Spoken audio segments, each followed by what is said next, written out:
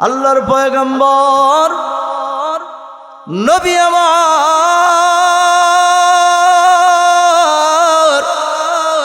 কালেমার দাওয়াত দেয়। ওই যে কাফের সম্প্রদায় আমার নবীর উপরে বিভিন্নভাবে নির্যাতন চালানো শুরু করে দিয়েছে। কাফেররা আমার নবীকে দুনিয়ার বুক থেকে বিদায় করে দেওয়ার জন্য কালেমার দাওয়াতকে একেবারে দুনিয়ার থেকে ধূলিসাৎ করে দেওয়ার জন্য এই দুনিয়ার মধ্য থেকে নবী পাকের দিনকে বিদায় করে দেওয়ার জন্য সর্বোত্তম চেষ্টা মেহনত চালায়া দিছে। আল্লাহর পয়গম্বরকে নিয়ে পরামর্শ বসে গেছে। পরামর্শ বৈশা বলতেছে, দেখো ওই যে মুহাম্মদ যেই কালেমার দাওয়াতটা দেয় আমাদের ধর্মকে একেবারে নিঃশেষ করে দেওয়ার জন্য নবী আমার কালেমার দাওয়াত দেয়। কাফেররা পরামর্শ বসে গেছে। পরামর্শের এক পর্যায়ে তারা পরামর্শ করলো, দেখো রে মুহাম্মদ কিন্তু আমাদের ধর্ম একেবারে শেষ করে দিতে চায়, একেবারে দুনিয়ার থেকে ধর্ম বিদায় করা দেওয়ার জন্য সর্বোত্তম চেষ্টা চালাইতেছে। আমরা মুহাম্মদের ধর্ম এই দুনিয়ার বুকে প্রচার করতে দিব না। এই পরামর্শের মধ্য থেকে একজন দাঁড়ায় গেছে, রুকানা দাঁড়ায় যায় বলতেছে, ওরে আমার আত্মীয় স্বজন, আমার ধর্মের লোকেরা শোনো, আমি যেই মুহাম্মদের কথা তোমরা আলোচনা করতেছো, আমি রুকানা তোমাদের সাথে প্রতিশ্রুতি দিতেছি, যদি মুহাম্মদ কালেমার দাওয়াতটা না ছাড়ে তাহলে মুহাম্মদের আমার সাথে কুস্তিগিরি লড়াই করতে হবে। যদি আমি রুকানার সাথে মুহাম্মদ কুস্তিগিরি লড়াই করে জিততে পারে তাহলে এই কাবার মধ্যে, এই মক্কার মধ্যে মুহাম্মাদের দাওয়াত চলবে, নসের এই কাবার মধ্যে দাওয়াত দেওয়া যাবে না, এই মক্কা থেকে তাকে বিতাড়িত করতে হবে। আমার নবীর কাছে খবরটা পৌঁছায় দিছে।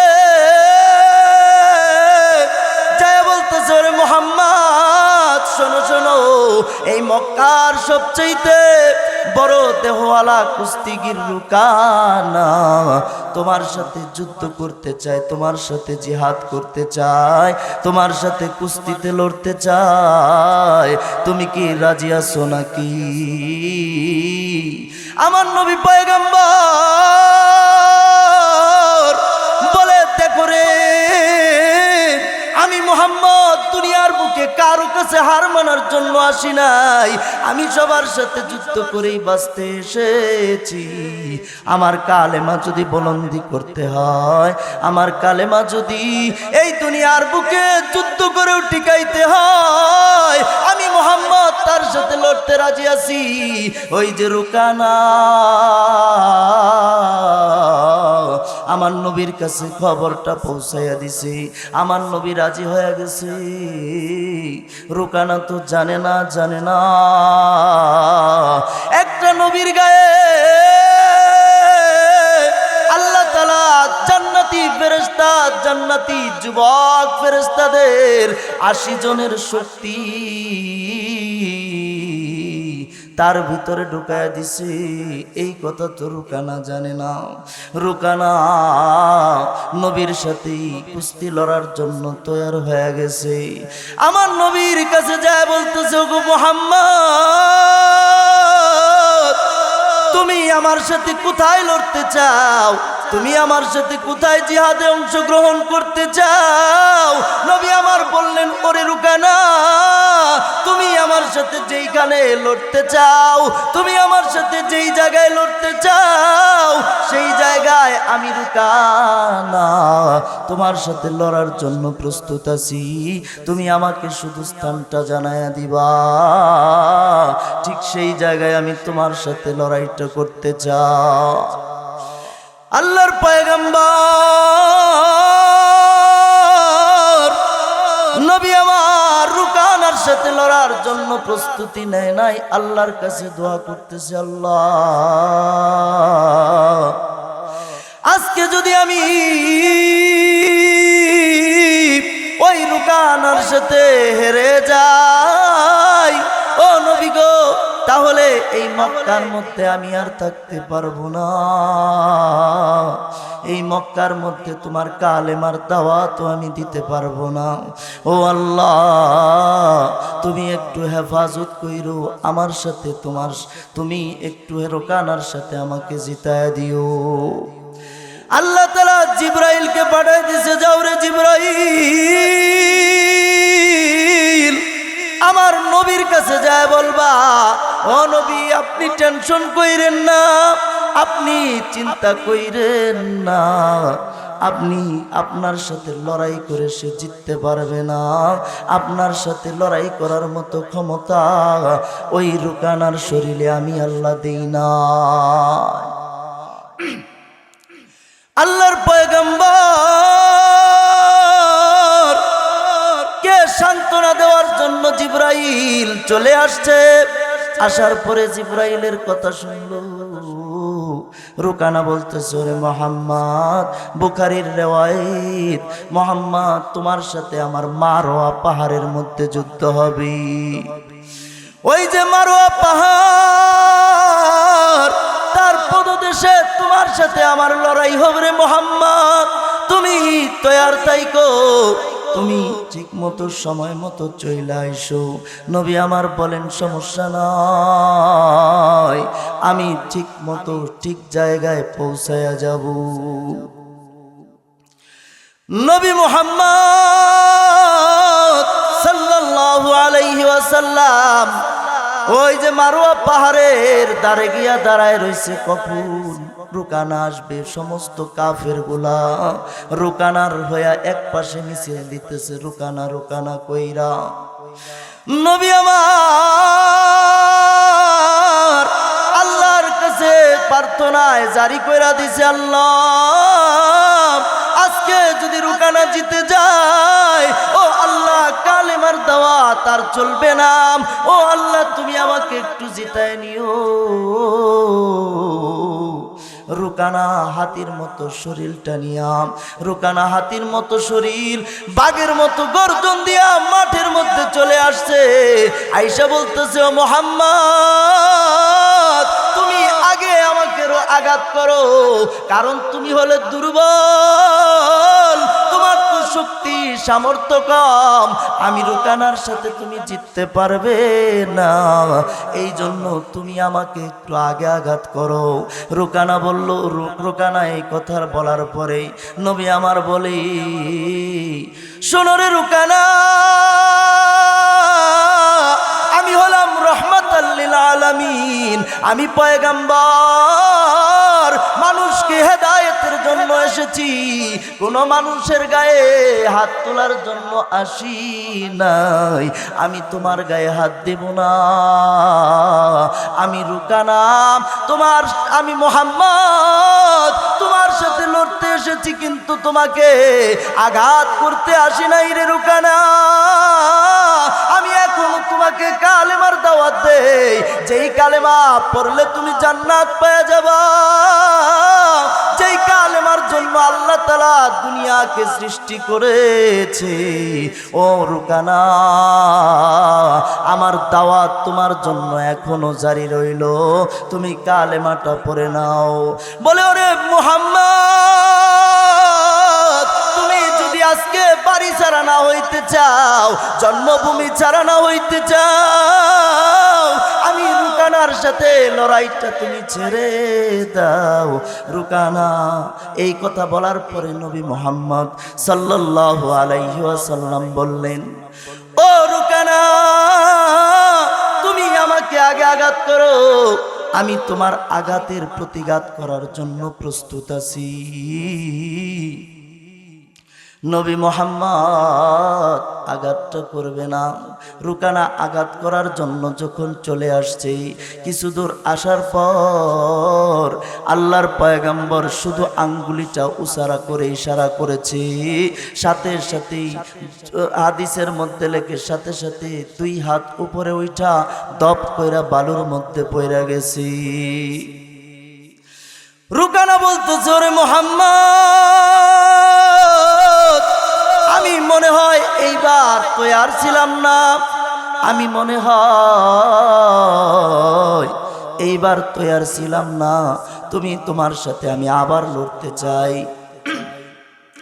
আমার নবী সাইয়্যিদুল মুরসালিন খাতামান নবীন বললেন, ঠিক আছে রে রুকানা, তুমি আবার আমাকে আঘাত করো। আমার নবী সাইয়্যিদুল মুরসালিন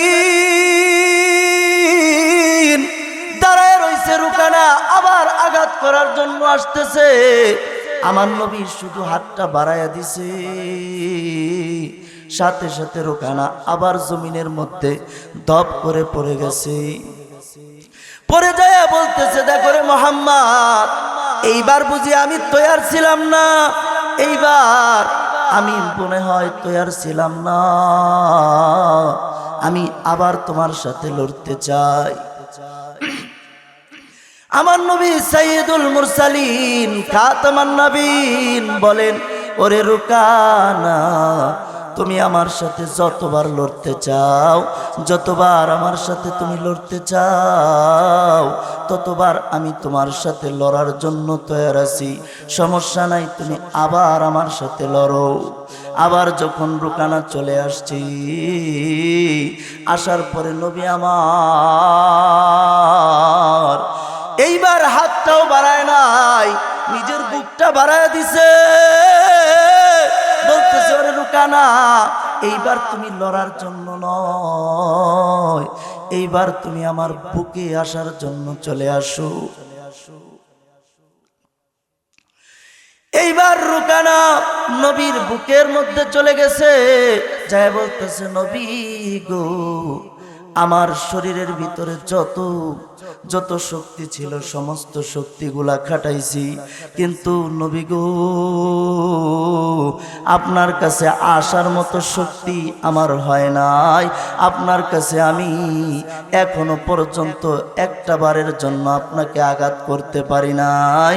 আপনি সাধারণ কোনো মানুষ নয়, আপনি হলেন পয়গম্বর, আপনি হলেন মুহাম্মদ, যেই নবীর কথা আমি শুনেছি। ও মুহাম্মদ, আপনি যদি বেয়াদবি না নেন, তাহলে আপনার কাছে আমি কালেমাটা পড়তে চাই, আমি আপনার কাছে কালেমা পড়ি। মুহাম্মদ, আপনার কাছে কালেমা পড়ে আমি কালেমা গ্রহণ করে মুসলমান হইতে চাই। নবী আমার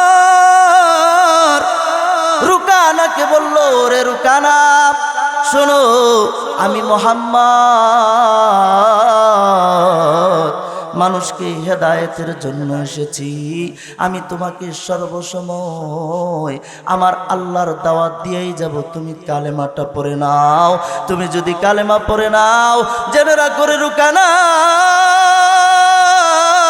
তুমি আল্লাহর প্রিয় বান্দা হয়ে যাবা, আল্লাহর সবচাইতে নৈকট্যশীল বান্দা হয়ে যাইতে পারবারে রুকানা। কালেমাটা পড়ে নাও। রুকানা কালেমা পড়ে নিয়েছি। কালেমা পড়ার সাথে সাথে নবী আমার বুকের মধ্যে চাপ দিয়ে আল্লাহর কাছে বলল, ও আল্লাহ, আমার রুকানাকে তুমি জান্নাতের মেহমান বানায় আনাও। নবীর মুহাব্বত রুকানার দিলের ভিতরে তৈয়ার হয়ে গেছে। ও বন্ধু মুসলমান, গভীরভাবে শুনবেন, রুকানার দিলের ভিতরে মহাব্বত ছিল নবীর, এই জন্য আল্লাহর কাছে যায় কালেমাটা গ্রহণ করতে পারছি, নবীর কাছে কালেমা গ্রহণ করে মুসলমান হইতে পারছি। ও বন্ধু মুসলমান, শুধু হেদায়েতের জন্য আল্লাহর কাছে চাইলেই হবে না, নবী পাকের মোহাব্বতের সাথে আল্লাহর কাছে হেদায়েত চাইতে হবে রে। যদি নবী পাকের মোহাব্বত না থাকে, মনে রাখবেন হেদায়েতের জন্য আপনি কি করতে পারবেন না, আল্লাহর কাছে কবুল হইতে পারবেন না। আল্লাহর পয়গম্বর মক্কার মধ্যে দাওয়াত দেওয়ার জন্য আল্লাহর পয়গম্বর দাওয়াত দেয়, আর ওই যে কাফেরদের পরামর্শ চলতেছে, এমন সময় আল্লাহর পয়গম্বরের সাহাবী ওমর রাদিয়াল্লাহু তাআলা আনহু দাঁড়ায় গেছে। ওমর বলতেছে, দেখো আমার বংশের লোকেরা শোনো, আমি মুহাম্মদকে কতল করে দিতে চাই। আমি এই যে খোলা তলোয়ারিটা বের করলাম, নবী মুহাম্মদ যদি কালেমার দাওয়াতটা বন্ধ না করে, আমি মুহাম্মদকে এই খোলা তলোয়ারিটা দিয়া তার গর্দানটা দুই খণ্ড করে দেব, যতক্ষণ পর্যন্ত সে কালেমার দাওয়াত দিবে। আমার নবী আল্লাহর কাছে দোয়া করা শুরু করেছে, ও আল্লাহ, হয়তোবা ওমর, হয়তোবা আবু জাহাল, দুইজনের একজনকে আল্লাহ গো তুমি তোমার দ্বীনের জন্য কবুল করে নাও, আল্লাহর খাদেম হিসেবে কবুল করে নাও। ও আল্লাহ, কালেমার দাওয়াতের জন্য তুমি কবুল করে নাও। আল্লাহ তাআলা দোয়াটা কবুল করে নিয়েছে, উমরের জন্য দোয়া কবুল করেছে। আল্লাহ তাআলা আজরাইল জিবরাইলকে পাঠিয়ে দিল, যাও ওরে জিবরাইল, আমার নবীর কাছে যায় বলবা আমি উমরের জন্য আপনার দোয়াটা কবুল করে নিয়েছি। আল্লাহ তাআলা দোয়াটা কবুল করে নিয়েছে।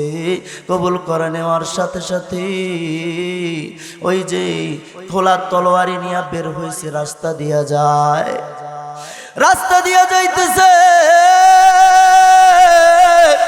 এমন সময় একজনে বলে, ওরে উমর, কোথায় যাও, কোথায় যাও, এত খোলা তলোয়ারি বের করে কোথায় যাও? নবী আমার আল্লাহর কাছে কান্নাকাটি শুরু করেছে। ওইদিকে খোলা তলোয়ারিটা নিয়ে যখন গিয়েছে, খোলা তলোয়ারি দেখে একজনে জিজ্ঞাসা করলো, ওরে ওমর কোথায় যাও? ওমর বলে, মুহাম্মদকে কতলের জন্য যাইতেছি, মুহাম্মদকে কতল করব, এই জন্য যাইতেছি। আল্লাহর পয়গম্বর দোয়া করছে, দোয়া কবুল হয়ে গেছে। আল্লাহর পয়গম্বরের দোয়া কবুল। উমর রাদিয়াল্লাহু তাআলা আনহুকে ওই সাহাবী বলল, রে উমর, তুমি তো নবী মুহাম্মদকে কতল করতে যাও, আগে তোমার ঘরে যায় দেখো নবী মুহাম্মদের ধর্মের অনুসরণকারী লোক পাওয়া যাবা। এখন ঘরের দিকে রওনা দিয়েছে, নবীর দিকে নয়।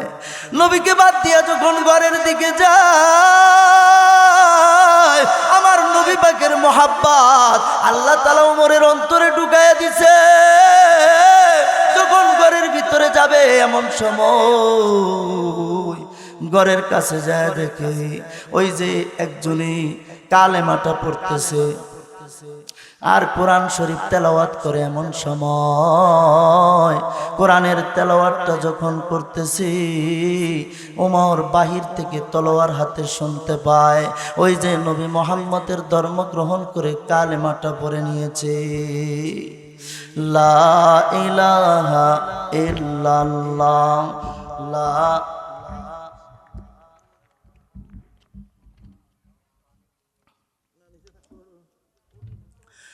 আল্লাহর পয়গম্বর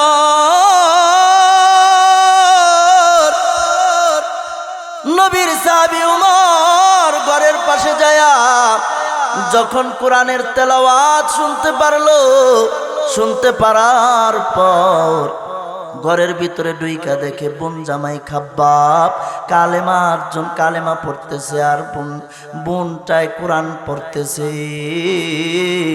এমন সময় যায় বোন জামাইকে দাড়ির মধ্যে ধরছে, দইরা বলতেছে, ওরে খাব্বাব, তুমি এইটা কি করছো? আমাদের সবচেয়ে বড় দুশমন নবী মুহাম্মদের ধর্ম গ্রহণ করে এসেছো। তুমি কি এমন কাজ করলা? কি পড়তেছো? আর তুমি কালেমা কেন পড়লা? মারতে মারতে গালের মধ্যে যখন চর দিয়েছে, সাথে সাথে গাল বেয়ে বেয়ে পানি যখন বের হয়ে গেছে, রক্ত বের হয়ে গেছে, এমন সময় বোনটা এসে বলতেছে, ওরে ওমর, শোনো রে ওমর, এখন আর তোমার সাথে আমার বোনের সম্পর্ক নাই, তোমার সাথে আমার ভাইয়ের সম্পর্ক নাই, তোমার সাথে কালেমার বিরোধিতা হয়ে গেছে। যতক্ষণ পর্যন্ত তুমি নবী মুহাম্মদের ধর্ম গ্রহণ না করবা, যতক্ষণ পর্যন্ত নবী মুহাম্মদের ধর্মের অনুসারী তুমি না হবা, ততক্ষণ পর্যন্ত আমার সাথে তোমার দুশমনি চলবে। এই জন্য তোমাকে বলি, তুমি কালেমাটা পড়ে নাও। এই কথা শোনার পরে বোনের গালের মধ্যে একটা থাপ্পড় মারছি। বোনকে থাপ্পড় মাইরা বলতেছে, ওরে বোন, তুমি এমন একটা ধর্ম গ্রহণ করেছো যেই ধর্মের বিরুদ্ধে, যেই ধর্ম প্রচারক মুহাম্মদকে কতল করার জন্য রে আমি খোলা তলোয়ারিটা নিয়ে আসছি, তোমাকে কতল করব। তখন ওই বোন জামাই আর বোন বলতেছে, দেখো রে ওমর, তুমি যদি আমাদেরকে কতল করে দাও, তুমি যদি আমাদেরকে হত্যা করে ফেলো, মনে রাখো যেই কালেমাটা আমরা পড়েছি সেই কালেমাটা ছাড়বো না রে। যেই মুহাম্মদের হাতে হাতটা দিয়েছি সেই হাত ছাইরা আর কোনো দিকে যাব না। আল্লাহ তাআলা ওমরের ভিতরে আল্লাহর ভালোবাসা ঢুকায়া দিছে, নবীর ভালোবাসা ঢুকায়া দিছে। বলতেছে, দেখ রে আমার বোন জামাই, শোনো, তোমরা কি এমন কালাম পড়তেছিলাম, যেই সুমধুর কালাম তোমরা পড়তেছিলাম, সেই কালামটা আমাকে একটু শোনাও। আমি সেই কালাম পড়ে মুসলমান হইতে চাই। আমার নবীর সাহাবী কাব্বাব রাদিয়াল্লাহু তাআলা আনহু বলে, ও ওমর, তুমি যদি কালেমা পড়তে চাও, তুমি যদি এই কালেমা পড়তে চাও, তাহলে সর্বপ্রথম তোমাকে পবিত্রতা অর্জন করতে হবে। যদি তুমি পবিত্রতা অর্জন না করো রে, তোমার হাতে এই কালাম দেওয়া যাবে না, আর এই কালাম তোমাকে পড়তেও দেওয়া হবে না। এই জন্য নবী পাকের মহাব্বত দিলের ভিতরে পয়দা হয়ে গেছে, নবীর জন্য দিলটা উতলা হয়ে গেছে। নবী নবী বলে, নবী নবী বলে মোর দিন কাটে, দিন কাটে ভাই রাত কাটে। নবী নবী বলে মোর দিন কাটে, দিন কাটে ভাই রাত কাটে। ও নবী গো, ও নবী গো, তুমি যাবে যেথায়, যাব সেথায়, এই তো ভাবনা। সব হারাতে পারি গো নবী, তোমায় হারাবো না। সব হারাতে পারি গো নবী, তোমায় হারাবো না। নবী গো, ও নবী গো।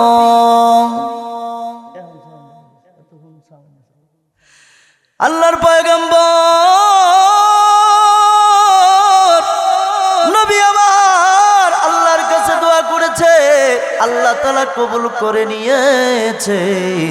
ও বন্ধু মুসলমান, আল্লাহর পয়গম্বরের সাহাবী ওমর আল্লাহর নবীর কাছে যাওয়ার জন্য উতালা হয়ে গেছে, দেওয়ানা হয়ে গেছে। আল্লাহর পয়গম্বর আল্লাহর পায়ে সিজদায়, ওমর বলে, আমাকে একটু কালামটা দাও, আমি সেই কালামটা পড়তে চাই। ওমর রাদিয়াল্লাহু তাআলা আনহু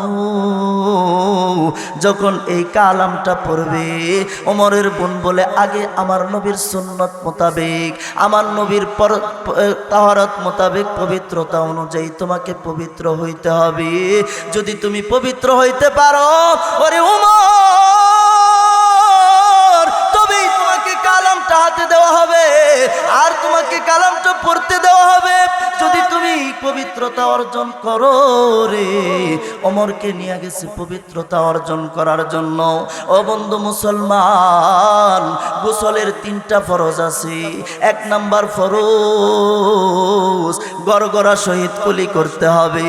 আপনার যদি কুলিটা পরিপূর্ণ না হয়, যদি পানি দিয়ে আপনি গোসল করেন, আপনার গোসলটা পরিপূর্ণ হবে না। নাকের নরম জায়গা পর্যন্ত আপনাকে পানি পৌঁছাইতে হবে। আর সমস্ত শরীরটা এমনভাবে ধৌত করতে হবে চুল পরিমাণ যেন কোনো জায়গায় ফাঁকা না থাকে। এই 3 তরিকায় 3টা ফরজ আদায় করে গোসল করতে হবে রে ওমর। যদি তুমি আমার নবীর সুন্নাত অনুযায়ী গোসল করো, মনে রাখো রে ওমর, তবেই তোমাকে এই কালামটা হাতে দেওয়া হবে রে। তবেই তোমাকে এই কালামের হাতে দিয়া পড়ার জন্য দেওয়া হবে। নবীর সাহাবী ওমর নিজে পবিত্রতা অর্জন করলেন। পবিত্রতা অর্জন করে তারপরে যখন কালামটা হাতে নিছে, কালামটা হাতে নিয়া বোনকে বলতেছে, ওরে বোন, কি এমন আয়াত তুমি তেলাওয়াত করতেছিলাম, যেই আয়াতটা তুমি তেলাওয়াত করতেছিলাম ওই আয়াতটা দ্বিতীয়বার আমার হাতে দিয়া তুমি তেলাওয়াত করে শোনায়া দাও। যখন সূরা তাহার আয়াতটা তেলাওয়াত করছে, ওমর বলে, আমি জীবনে কোনোদিন এমন কালাম শুনি নাই যেই কালামটা আমার মুহাম্মদ আমাদের জন্য কোরআন রূপে দান করেছে। এই কোরআনের যত আয়াতগুলা শোনার সাথে সাথে ওমর আল্লাহর নবীর কাছে যাওয়ার জন্য পাগল হয়ে গেছে। নবীর কাছে যাওয়ার জন্য কান্না শুরু করে দিয়েছে। ও বন্ধু মুসলমান, পুরা রাস্তা যাইতেছে আর কান্না শুরু করে দিয়েছে। কখন কখন আমি নবী মুহাম্মদের কাছে যাব, তার কদমে চুমাটা দিব, তার হাতটা ধরে কালেমা পড়ে নিব রে।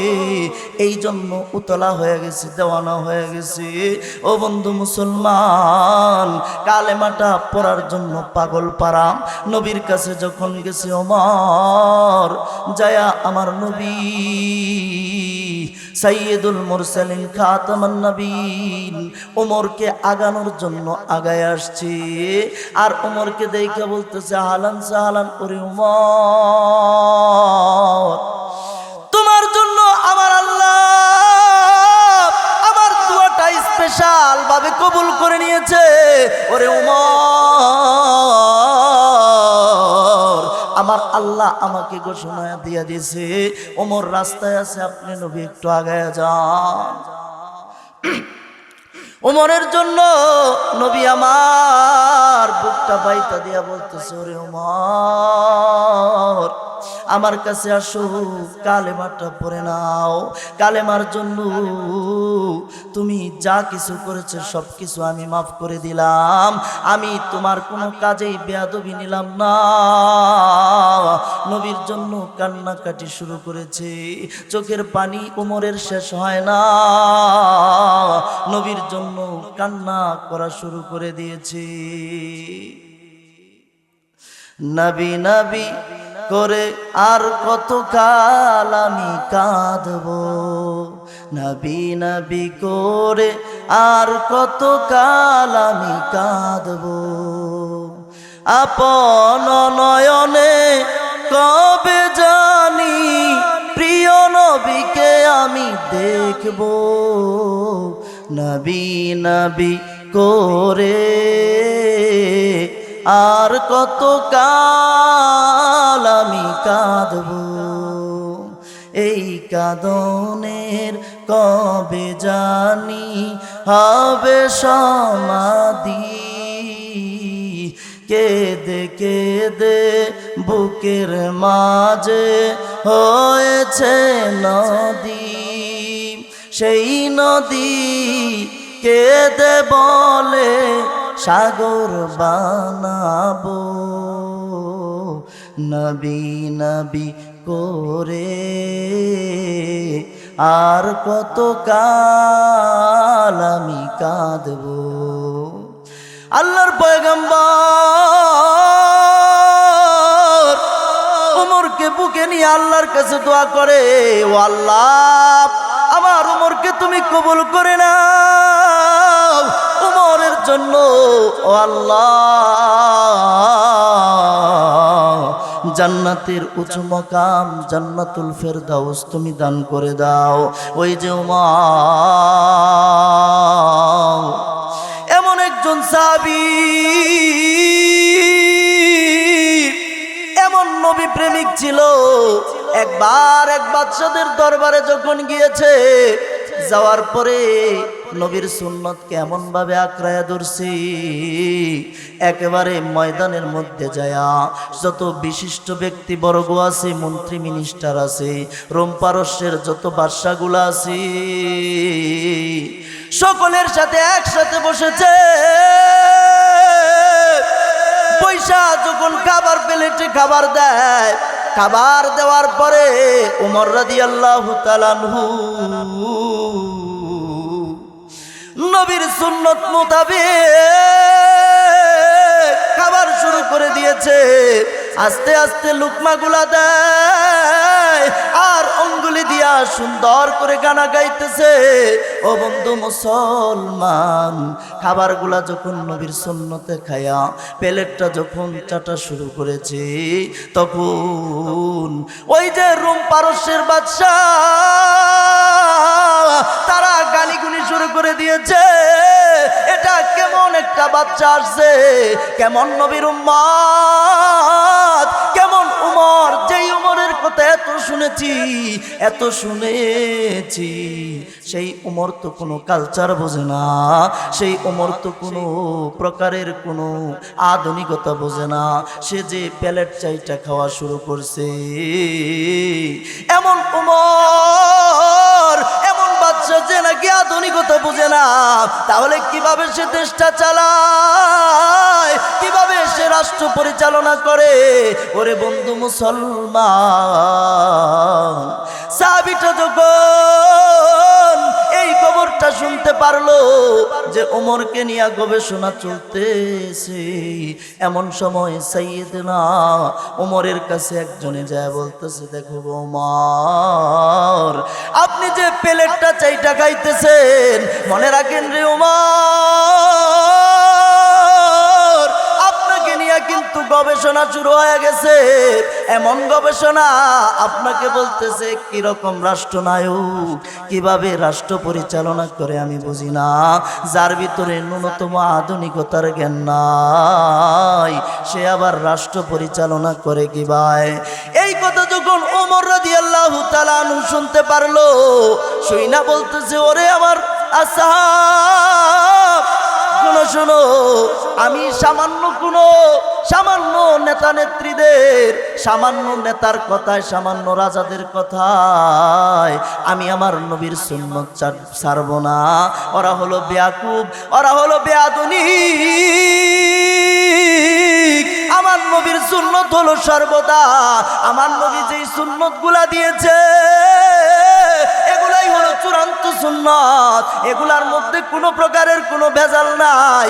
এই সুন্নত গুলা যারা আদায় করবে রে, তারাই জান্নাতে চলে যাবে।